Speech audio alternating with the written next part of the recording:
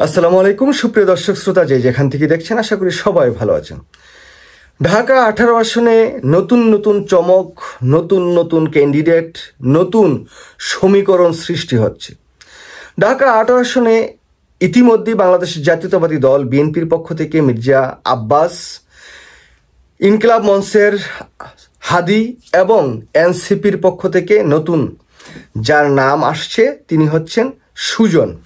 কে এই সুজন? সুজন হচ্ছেন একজন রিক্সা চালক। এই রিক্সা চালক জুলাই আগস্ট বিপ্লবের সময় ছাত্র জনতার পক্ষে তার রিক্সার উপর দাঁড়িয়ে তিনি স্যালুট জানিয়েছিলেন।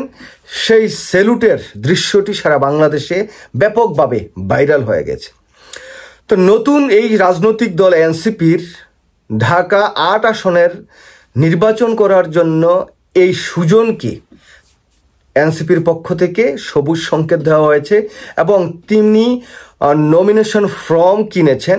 যদি এনসিপি তাকে ঢাকা 8 আসন থেকে নির্বাচন করতে দেন তাহলে মির্জা আব্বাসের সাথে চতুর্মুখী লড়াই হবে।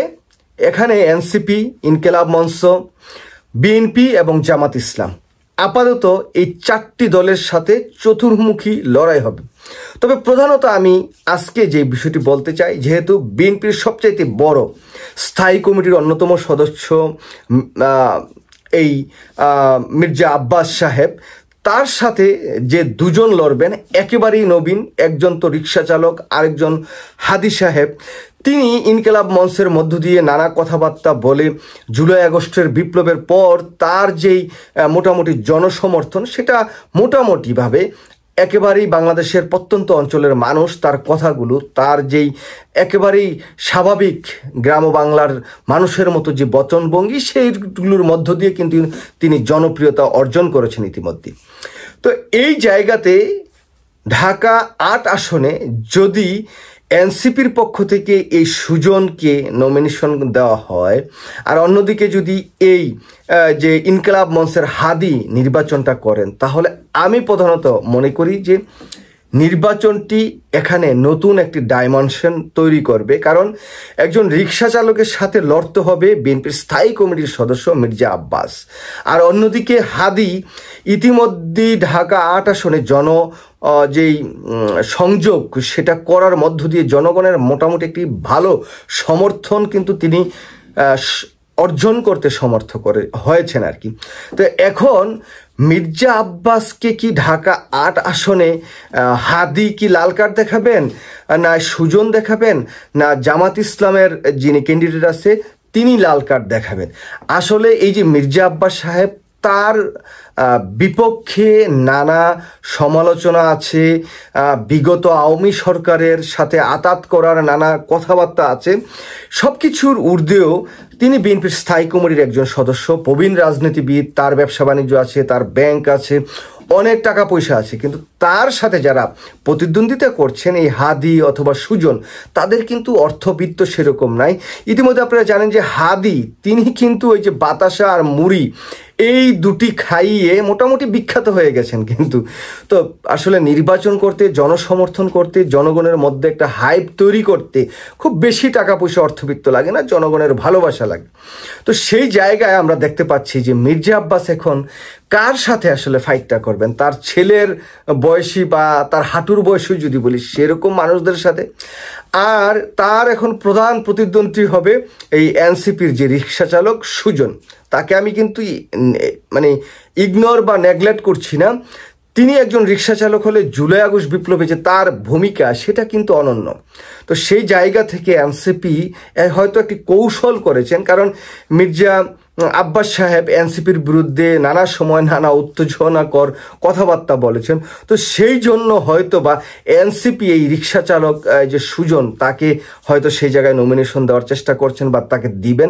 এই নমিনেশন দেওয়ার মধ্য দিয়ে মোটামুটি মির্জা আব্বাসকে এক প্রকার অপমান করাই আর কি। সেই জায়গায় অন্য যারা আছেন, যেমন হাদি আছেন, জামাত ইসলামের যে ক্যান্ডিডেট আছেন, তাদের সাথে কিন্তু এনসিপির দ্বন্দ্ব বা এই যে পার্সোনাল ক্ল্যাশ সেটা নাই। বরঞ্চ আমি দেখেছি যে মির্জা আব্বাস সাহেবের সাথে এনসিপির কিছুটা মানে খুনসুটি যদি বলি সেটা কিন্তু আছে। তো সেই জায়গায় হঠাৎ করে এই যে একজন রিক্সা চালক, যিনি জুলাই আগস্ট বিপ্লবী আন্দোলনের একজন যোদ্ধাও ছিলেন মনে করি, তিনি কিন্তু পরবর্তীতে গুলিও খেয়েছেন।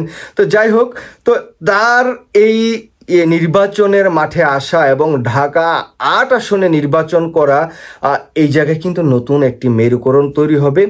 এই জায়গায় নির্বাচিত হয়ে মির্জা আব্বাস সাহেব আসাটা তার জন্য অনেক দুরূহ এবং কষ্টসাধ্য হবে। ইতিমধ্যেই বাংলাদেশের রাজনীতি এবং রাজনীতির যেই মাঠ, সেই মাঠে কিন্তু সেই আগের দিনের যে রাজনীতি সেটা আর খুব একটা হবে না। তবে অনেকেই মনে করেন যে মির্জা আব্বাস সাহেব যেহেতু অনেক অর্থবিত্ত, টাকা পয়সা, তার দল বল লোকজন সব কিছু আছে, সুষ্ঠু নির্বাচন যদি না হয় অসুষ্ঠু হবে, সেই জায়গায় হয়তো বা কোনো না কোনোভাবেই মির্জা আব্বাস বিজয়ী হয়ে আসবেন। তবে আগামীর যে নির্বাচন, সেই নির্বাচনটি কিন্তু এত সহজ হবে না, যেহেতু একটা কঠিন নির্বাচন হবে। এই নির্বাচনটিতে হাদির মতো একজন সজ্জন বা অত্যন্ত জনপ্রিয় একজন মানুষকে পরাজিত করা, অথবা এই জুলাই বিপ্লবের যেই নায়ক একজন রিক্সা চালক সুজন, তার সাথে কম্পিট করে তিনি এই নির্বাচনে বিজয়ী হয়ে আসাটা, বা জামাত ইসলাম আছেন তার সাথে নির্বাচনে প্রতিদ্বন্দ্বিতা করে উঠে আসাটা এবার অন্ততপক্ষে মির্জা আব্বাসের জন্য কঠিন এবং হাড্ডাহাড্ডি লড়াই হবে ঢাকা ৮ আসনে। তো সেই জায়গায় আমি অন্ততপক্ষে মনে করি যে মির্জা আব্বাসকে লাল কার্ড দেখায় দিতেও পারে হয়তো রিক্সা চালক সুজন না হলে হাদির কিন্তু সমূহ সম্ভাবনা আছে। ইতিমধ্যে হাদি কিন্তু লাল কার্ড হাতে নিয়ে বসেই আছেন মির্জা আব্বাসকে লাল কার্ডটা দেখাতে। তবে সেই ঢাকা ৮ আসনে কিন্তু এই হাদি নির্বাচনী যে প্রচারণা করছেন সেই জায়গায় খুব ভালো ভালো কথাবার্তা বলছেন।